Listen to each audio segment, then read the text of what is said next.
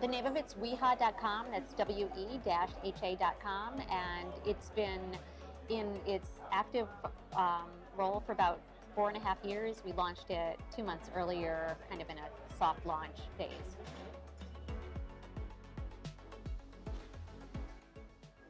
I think early on our biggest challenge was getting people to find the site and building on that. So currently the challenge that we have is getting a different audience to look at the site. So we've done some things. We've added translation software, and we're trying to engage. We have engage with someone else to work on an app, and now we're hoping to get some younger viewers than our current demographic. Our current demographic ends is 36 or so and up.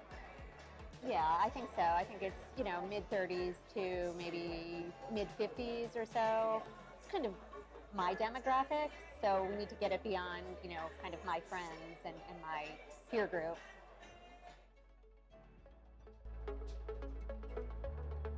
We came to Pubtelligence last year. I met Gavin from Ezoic at the Lion Publishing the previous November, I think it was, and then we were re-engaged here last.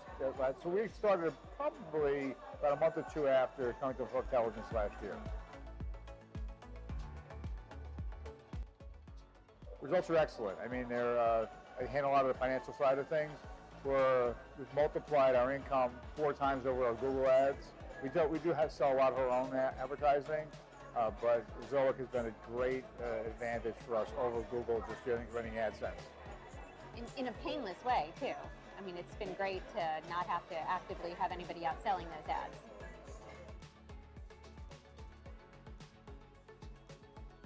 Well, I think just keeping high quality content and also growing our readers. I think we've kind of plateaued in terms of, we have some really good stories, we have some really loyal readers, but there's only so many people in town, and we're covering a target audience of people in West Hartford, Connecticut. So we somehow need to find a way to build on the population in town who might not have discovered us yet, and also expand that to maybe some other groups in town. We're starting kind of a faith-based, I can't think of the word for it, but concentration, I guess, in having some content that might appeal to an additional audience that we haven't been reaching so far. One of the things we've done in the last year, we have a part-time writer who handles the sports, high school sports, and we have 2 universities in town that they're small universities. One's Division 1, I think the other one's Division 1 as well. I'm not sure. Division 3. Division 3, okay. That has a Hall of Fame coach coaching their basketball team. That's exactly right. So we have a Hall of Fame coach coaching in town. We came out of retirement, and they feed us their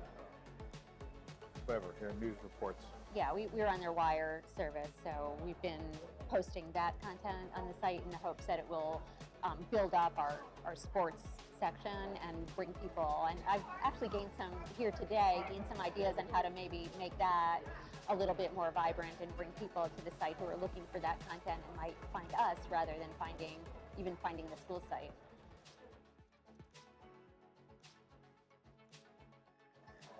I just think that the more kinds of things that we can go to, you pick up 1 or 2 tips that makes it totally worth it. Just different things that, everybody's new to this. It's such a new industry even still.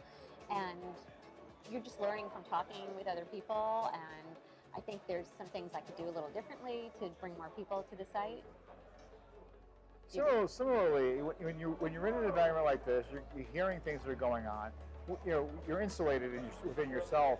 We are a hyper-local news website. We're really localized to one area, so we're not expanding that much. Coming here, we do hear a bunch of different ideas, and then you just listen to how people in different industries or different parts of the industry are expanding their sites or their experience for their readers or users, and it helps quite a bit.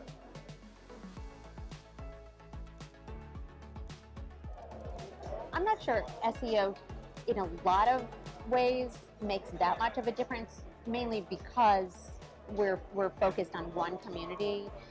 But then again, when I think about it, we have a blogger today putting an article up there about the definition of a particular holiday, a religious holiday, and that's something that people might be searching for, and they might find our site from anywhere in the world even.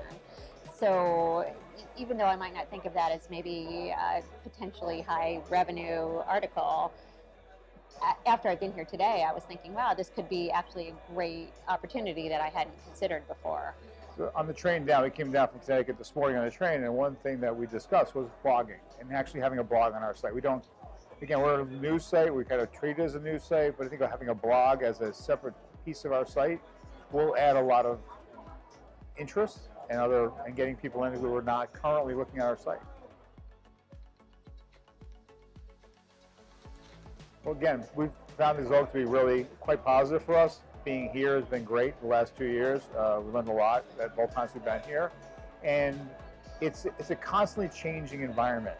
What we did 4.5 years ago, we can't do today.